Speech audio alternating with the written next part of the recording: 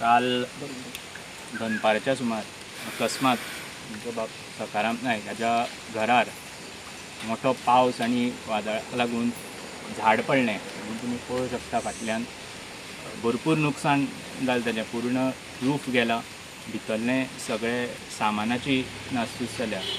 त्याच बरोबर इंटरनल पार्टिशनूय गेलां.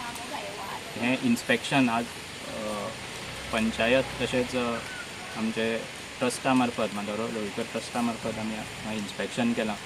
आनी खूबच दुख्ख जाता कारण कश्ट करून जो दैनंदीन खर्च आसा तो डेली वेजीसाचेर सकाराम नायक करता. ताणें घर उबें केल्लें पूण निसर्गाक फुडें कोणाचें ठिकाणा अशें म्हणटा आनी व्हडलें झाड आज पडलां. पूण एक बरें जालें की नवदुर्गच्या कृपेन कोणाकूच हानी जावना, थोडोसो मार बसलो पूण सिरियस कांय जावना. हेतून एक बरी गोश्ट आसा.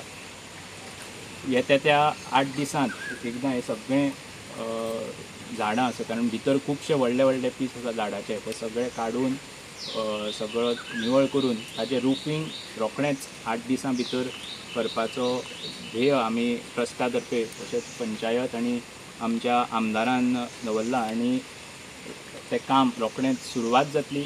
त्याच बरोबर इतर जे ताजें नुकसाण जालां भितरलें तें सरकारा मार्फत जे डिजास्टर विंग आसा हांचें इन्स्पेक्शन पंचायती थ्रू जातलें. हांच्या तर्फे तलाटी आनी हांच्या थ्रू ताका कितें मदत जावपाचो जो प्रयत्न आसा तो पंचायत आनी आमच्या आमदारा मार्फत जातलो इतलेंच नमूद करता.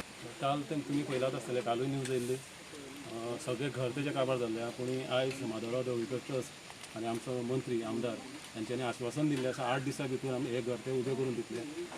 अशीं घरां हेच्या पयलीं खूब केल्ली आहा पूण हेका चड गरज आहा बेगींतल्या बेगीन घर जावपाचें आनी 8 दिसां भितर आमी तें घर तेका उबें करून दितले. छप्पर आनी एक भिंत मोडलें.